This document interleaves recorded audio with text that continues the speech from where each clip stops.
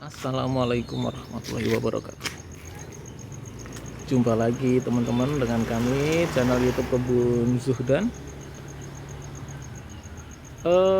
Di depan saya ada tabu lampot mangga cokanan teman-teman. Potnya 50 dan sellingnya seperti biasa satu jengkal ya dari permukaan tanah dan sejempol tangan, sejempol kaki lah. Oke. Kemudian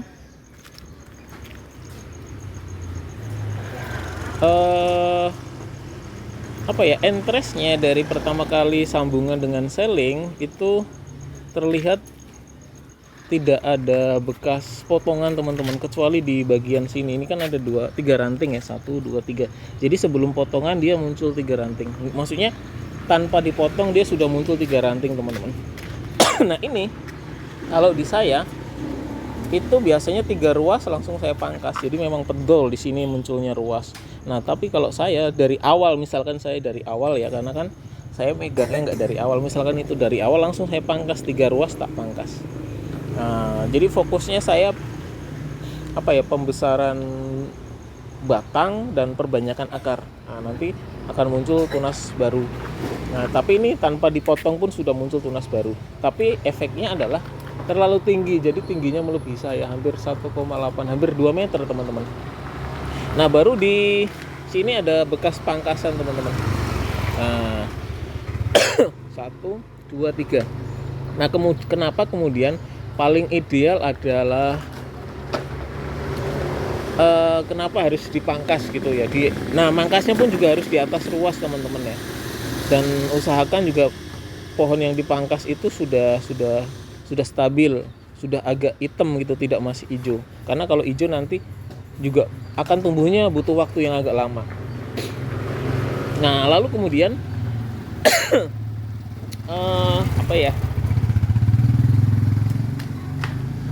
kenapa kemudian harus dipangkas itu tadi ya? Karena kan yang perlu kita pahami adalah karakter dari pohon itu teman-teman ya. Mangga kan buahnya selalu muncul dari bunganya selalu muncul dari ujung ranting teman-teman, seperti ini ya. Jadi ini yang berbunga ada 3. Yang paling atas, yang ini, kemudian yang sebelah sini. Nah umumnya biasanya itu maksimal dapat 3 aja udah bagus teman-teman. Minimal 1 lah. Ya tergantung ini sih perawatan dan nutrisi yang dia dapat. Tapi memang bagaimanapun faktor usia juga berpengaruh teman-teman terhadap proses pembuahan dari pohon tersebut. Misalkan nih kalau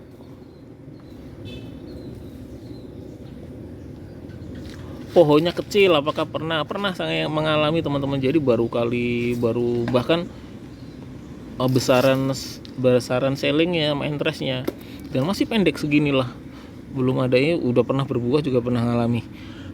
Jadi memang untuk jenis pohon mana yang paling cepat berbuah ya cokanan.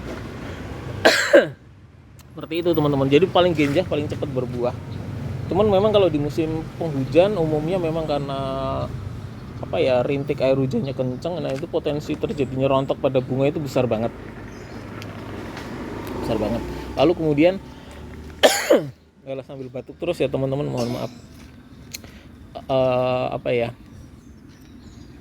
Kalau kita nanam di pot apakah bisa berbuah? Ini buktinya di video-video saya sebelumnya banyak ya yang sudah berbuah. Bahkan di polybag berbuah juga banyak. Kalau udah berbunga itu udah pasti langsung disamper ke sini teman-teman ya. Nah, tapi memang yang perlu pahami teman-teman ya, pokoknya perbanyakannya usahakan okulasi atau sambung pucuk, sambung susu ya. Nah itu kan lebih cepat, dan itu pun juga harus ada syarat, misalkan bawahnya dari biji, atasnya dari entres, atau bawahnya dari biji atau sellingnya dari biji. Kemudian atasnya, entresnya itu memang harus diambil dari pohon yang memang sudah pernah berbuah. Apakah pernah ada kejadian di luar itu? Ada. Bahkan ngakunya cangkok atau okulasi ternyata full biji dari atas sampai bawah.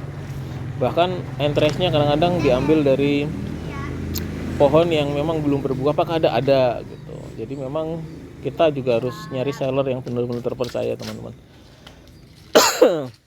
Kemudian ketika fase di pot, fase perawatan, ya ketika semua syarat sudah terpenuhi, misalkan dari selling, entres, perbanyakannya apa, sudah. Apalagi kalau udah di polybag, udah berbunga, itu menandakan bahwa bibitnya bagus.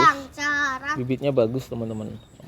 Lalu kemudian berikutnya apa? Berikutnya yaitu tadi, misalkan ini kan belum berbuah, belum membawa bunga. Nah, pangkas saja ujungnya, tetek di atas ruas ya teman-teman. Ini udah bener nih di atas ruas. Nah, kemudian misalkan ini kan ada 3 teman-teman. Misalkan nanti nggak jadi atau buahnya udah dipanen, pangkas di atas ruas. Nah, sini. Tapi bagusnya sih nunggu batangnya benar-benar gelap ya, batangnya gelap baru dipangkas. Tek. Ini juga tek, seperti itu teman-teman. Oke ya, saya kira itu saja. Mudah-mudahan bisa membantu informasi buat teman-teman semuanya. Sebenarnya sih kalau mangga tanpa perawatan yang rutin pun dia insya Allah sih genjah, asal itu tadi syarat bibitnya terpenuhi, dari okulasi, entresnya diambil dari pohon yang sudah pernah berbuah. Tanpa perawatan yang rumit pun insya Allah cokanan pasti jadi sih teman-teman. Oke, saya kira itu saja, mudah-mudahan bisa memberikan sedikit pencerahan buat teman-teman ya.